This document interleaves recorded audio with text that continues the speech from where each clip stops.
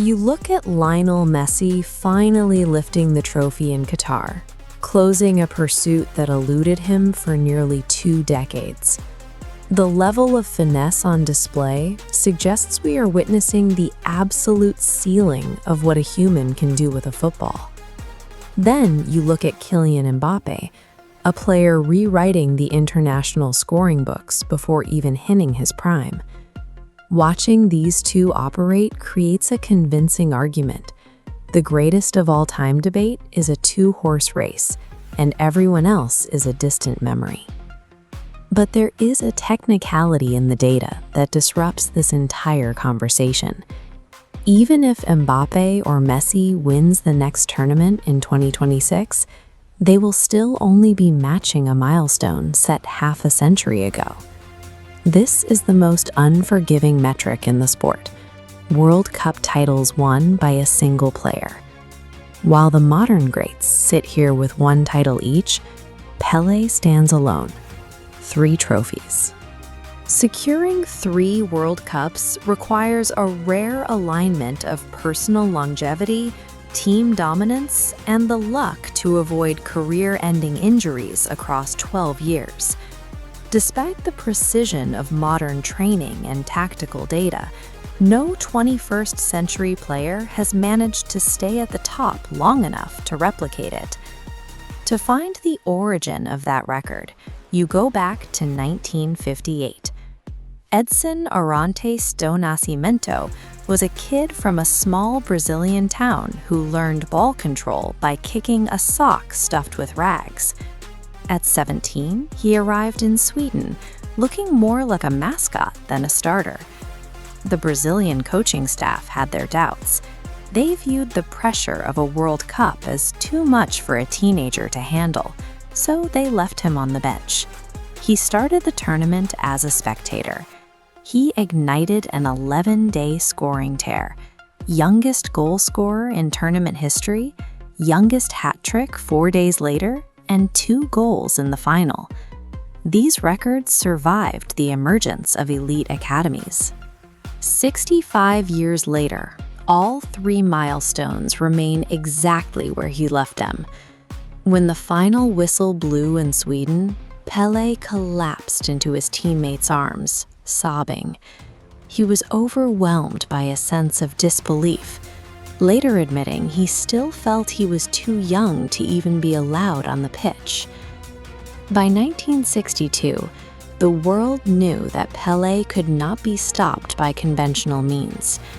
Opposing nations stopped trying to outplay him and began trying to physically remove him from the game. In the 1962 tournament, the strategy worked. After scoring a solo goal in the opener, Pele was forced out by a severe muscle tear. He spent the rest of the campaign on the sidelines, watching his teammates defend the title without their best player. The 1966 World Cup in England was even worse. The pitch became a combat zone, and with no yellow or red cards yet in use, there was nothing to stop defenders from launching themselves at his knees. Bulgaria and Portugal used a rotation of defenders to foul him relentlessly. Because the referees offered 0 protection, Pele was eventually carried off the field, unable to continue. Brazil crashed out in the group stage. Pele was so broken by the experience that he told the press he was finished with the World Cup. He didn't want to be a target anymore. Success in this era meant surviving a literal gauntlet. Pele wasn't just playing against a defense. He was playing against a system that treated the world's best player as an open target. He eventually reconsidered. In 1970, Pele returned to the world stage in Mexico for one final attempt at the impossible. He was surrounded by a roster that historians still consider the most complete international side ever assembled. This time, he wasn't carrying the team, he was conducting it. He played with a sense of total control.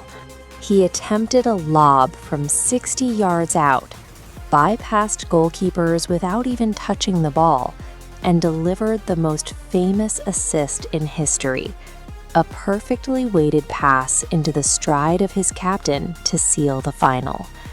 Brazil took the trophy home. Pelé walked away with his third winner's medal, a count that remains lonely at the top of the record books. By the time he left Mexico, the story had changed. He had survived the teenage pressure, the targeted violence, and the injuries to become the center of the greatest team to ever play the game. This brings us back to the current debate. Mbappe has the speed and the scoring volume. Lionel Messi has the modern technical mastery. But these numbers are being produced on pristine pitches under strict referee protection. Pelé's efficiency was just as high, 12 goals in 14 matches, but his goals were spread across 4 separate tournaments and vastly different eras of the sport. He had to adapt his games 3 times. First as a reckless teenager, then as a target of physical assault, and finally as an elder statesman. Modern players are specialists. Pelé had to be a survivor.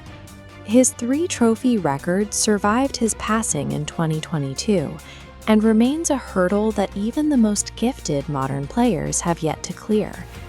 Does the technical speed of the modern game change the conversation for you?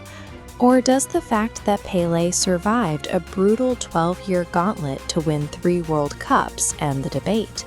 Let us know your pick in the comments.